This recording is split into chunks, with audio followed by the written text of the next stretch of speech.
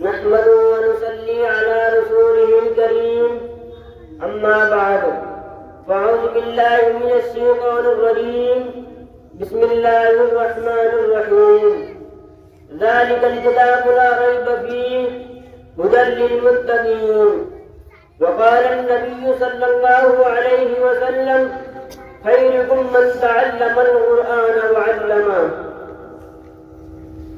الہی رونق اسلام کے سامان پیدا کر الہی رونق اسلام کے سامان پیدا کر دلوں میں مومنوں کے الفت قرآن پیدا کر صدر محترم حاضرین، آج کی اس محفل اور بابرکت اجلاس میں میرا موضوع سخن دنیا کی سب سے پاکیزہ اور مقدس کتاب قرآن پاک ہے۔ ہمیں چڑھتے سورج کی طرح یقین ہے اس کا ایک ایک حرف سچا اور صادق ہے۔ قرآن وہ کتاب ہے جس کے صادق اور برحق ہونے میں کوئی شک و شبہ نہیں، جس کے بارے میں محسن انسانیت حضور پاک صلی اللہ علیہ وسلم نے ارشاد فرمایا، تم میں سب سے بہتر وہ شخص ہے جو قرآن کو سیکھے اور سکھائے۔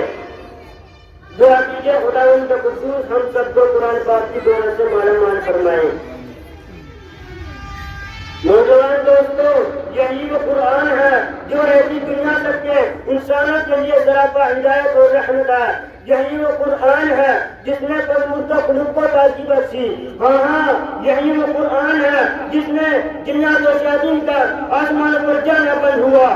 یہی وہ قرآن ہے جس کی برکت سے عزت اور افواج بشا میں نکل گئے۔ یہی وہ قرآن ہے جس کی بدولت محبوب حبیب کی رضا نصیب ہوتی ہے۔ یہی وہ قرآن ہے جو سچائی اور امانت داری کا درس دیتا ہے۔ یہی وہ قرآن ہے جس کی بدولت عمر فاروق رضی اللہ کو ایمان نصیب ہوا۔ یہی وہ قرآن ہے جس کے نظیر پیش کرنے سے عرب کے فصیح و بلیغ زبان کان کتاب کرنے والی امت دیکھ دیے۔ یہی وہ قرآن ہے جس نے ضلالت و گمراہی کے دلدل میں وسیع انسانیت کو رشد و ہدایت کا پیغام سنایا۔ یہی وہ قرآن ہے جس کی تلاوت میں دلوں کے واسطے فرحت و بشاشت و سامان ہے۔ یہی وہ قرآن ہے جس نے ذہنی قوت و وجرہ بخشا۔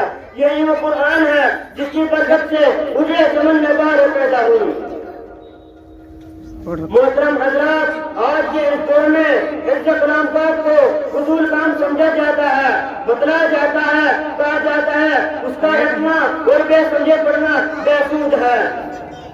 افسوس اور افسوس، اس قرآن پاک کے بارے میں ہمارا یہ خیال ہے کہ جس کے بارے میں شہنشاہ فتح جناب محمد رسول اللہ صلی اللہ علیہ وسلم نے ارشاد فرمایا، اقرأ وارتقي ورتل كما كنت ترتل في الدنيا فإن منزل عند آخرين آل تقرأوها۔ قیامت کے دن حافظ قرآن سے کہا جائے گا قرآن پڑھتا جا اور جنت کے درجوں پر چڑھتا جا اور ٹھیک ٹھیک کر پڑھ جیسا کہ دنیا میں ٹھیک ٹھیک کر پڑھا کرتا تھا۔ بس تیرا مقام اور ٹھکانا وہی ہے جہاں تم ہدایت پر پہنچے۔ یاد رکھو، قرآن دنیا کی سب سے بڑی نعمت ہے۔ یہ زمین آسمان چاند ستارے کوئی اس نعمت کا مقابلہ نہیں کر سکتے۔ یہ قرآن رب کائنات کا مقدس عظیم کلام ہے، کیوں نہ ہو اس کا اتارنے والا خود خالق الامین ہے، اور جس کے ذریعے اتارا گیا وہ بھی روح الامین ہے، اور جس مقام پر نازل ہوا وہ بھی صادق الامین ہے، اور جس ذات پر نازل ہوا وہ بھی بلغ الامین ہے، اور جس مہینے میں نازل ہوا وہ 1000 مہینے سے بہتر ہے، اور جس رات میں نازل ہوا وہ 1000 مہینوں سے بہتر ہے۔ نعرہ تکبیر، شان قرآن زندہ باد، شان قرآن زندہ باد، مذہب اسلام زندہ باد، 26 جنوری مدارس عربیہ، شہدائے وطن۔ اللہ کا یہ مقدس اور پاکیزہ کلام تمام کلاموں سے افضل اور برتر ہے۔ حدیث پاک میں آتا ہے فضل کلام اللہ علی سائر الکلام کفضل اللہ علی خلقہ۔ اللہ کے کلام کو سب کلاموں پر ایسی فضیلت ہے جیسے اللہ تعالیٰ تعالیٰ کو تمام مخلوق پر اللہ کا دوبارہ اور خدا کا پیارا نبی صاحب فرماتا ہے، جس نے قرآن پڑھا اس پر عمل کیا تو اس کے والدین کو قیامت کے دن سورج سے زیادہ روشن داغ پہنا جائے گا۔ غور کرنے کا مقام ہے جب والدین کو اس گرہ قدر انعام سے نوازا جائے گا تو خود پڑھنے کو کا کیا ہوگا؟ حضرات 10 آدمی ایسے 10 آدمی ان کے لیے چاہنا واجب ہوتے ہوئے ہوگی حافظ قرآن رب کی بارگاہ میں سفارش کرے گا، پروردگار عالم اس کی سفارش قبول کرے گا اور اس کو حافظ قرآن کی برکت و نجات عطا ہوگی۔ مسلمانوں، قرآن کریم عظیم برکت اور سعادت ہے، جو خداوندی ہے، معدن حیات اور سرچشمہ زندگی ہے۔ وہ عرب قوم جو کچھ آپ سے مدت چلی آ رہی تھی، دنیا جس کو ذلیل اور حقیر جانتی تھی، کوئی ان کو الٹے میں اللہ نے کھیلنے والا سمجھتا، کوئی ان کو جاہلی مکہ کہتا، کوئی ان کو جاہلی مکہ کہتا، لیکن جب قرآن آیا تو جن کا نام جاہلی عرب کا صحابہ کرام ہوگا، وہ متقوم جو پروٹ نہیں دے سکتی تھی، طاقت و قوت ایسی لیس ہو گئی کہ جس نے دوسروں کی جگہ پروگرام ملا، بڑی بڑی سلطنتوں اور حکومتوں کو الٹ دیا۔ دوستو، قرآن آیا تو زمانہ مکانوں میں زندگی آئی، قرآن آیا تو عدو مساوات کا پیغام آیا، قرآن آیا تو مذہب اسلام پھیلا، قرآن آیا تو مدہ قوم زندہ ہوئی، قرآن آیا تو کیسے کو خاتمہ ملا، قرآن آیا باطل کے لہروں کے جھنڈے ٹوٹ پڑے، قرآن آیا تو صرف دم توڑ گیا، قرآن آیا ساری کائنات کو نور ملا، قرآن آیا انسان کو خدا کو پرستار کرے، قرآن آیا تو یقین ملی، ایمان ملا، قرآن آیا گلستہ کو باہر عطا ہوا، ہاں مجھے کہنے دیجیے، قرآن آیا روشنی آئی، قرآن آیا تاریخی تعبر ہوئی، قرآن آیا عمر آسرانی آئی، قرآن آیا عزت اور باز ملی، قرآن آیا تنتوڑ کی انسان پر حکم ملی، قرآن آیا شرافت و عزت ملی، قرآن آیا دوستوں سب کچھ ملا۔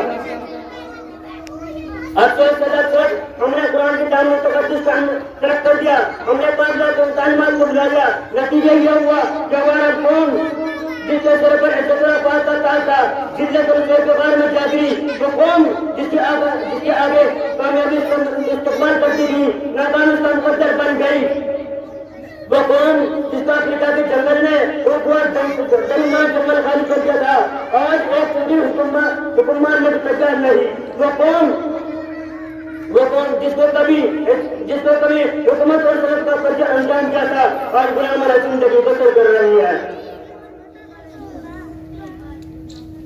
مسلمانوں، قرآن پاک سے وابستہ ہو جاؤ، قرآن پاک سے وابستہ ہو جاؤ، ورنہ یاد رکھو تاریخ ہمیں کبھی معاف نہیں کرے گی۔ حاضرین جلسہ جان سارے سادہ کرام رسول اللہ کے کتب خانے میں قرآن پاک کے علاوہ کوئی کتاب نہیں تھی، اسی کے لے کر آگے بڑھے، وہ کامیابی ان کے قدم چونکی چلے گی تھا، وہ قرآن تھا جس کی برکت سے بدر کے میدان میں 393 قسمت پلٹی تھی۔ آج ہم کورونا میں ہیں، نہ ہمارے مساجد محفوظ ہے، نہ ہمارے مدارس محفوظ ہے، دل میں ستم کتنی ہماری گھوم رہی ہے، جس میں ہم پس رہے ہوئے ہیں۔ حضرات، میں چاہتا ہوں وہ کون سی طاقت تھی جس نے صحابہ رضی اللہ عنہ کو وہ کون سی طاقت تھی جس نے صحابہ رضی اللہ عنہ کو طاقت قوت دی؟ دوستو، یہی وہ قرآن تھا جس نے 1 پر 1000 پر باری کر دیا۔ کسی نے سچ کہا ہے، وعدہ غلبہ ہے مومن کے لیے قرآن میں، وعدہ غلبہ ہے مومن کے لیے قرآن میں، پھر کچھ غالب نہیں کچھ قدر ہے ایمان میں۔ محترم حضرات، اگر ہم چاہتے ہیں عالم مستقبل کو کامیاب بنانا چاہتے ہو تو ہمیں قرآن پاک کو وابستہ ہونا ہوگا، اسے سینے سے لگانا ہوگا۔ اگر ہم چاہتے ہیں کہ ہماری عادت میں سمجھ جائے تو اس کی تعلیمات پر عمل کرنا ہوگا۔ خدا نے خاصہ آج ہم نے اپنے بچے کو 2 پیسے کے لالچ میں دین سے دور رکھا اور ہماری نظر اور برائی اور ڈگریوں پر رہی، تو یاد رکھے خدا کے یہاں جواب دینا ہوگا۔ میں اسی طرح اپنی تبدیلی کو ختم کرنا چاہوں گا۔ ماشاء اللہ۔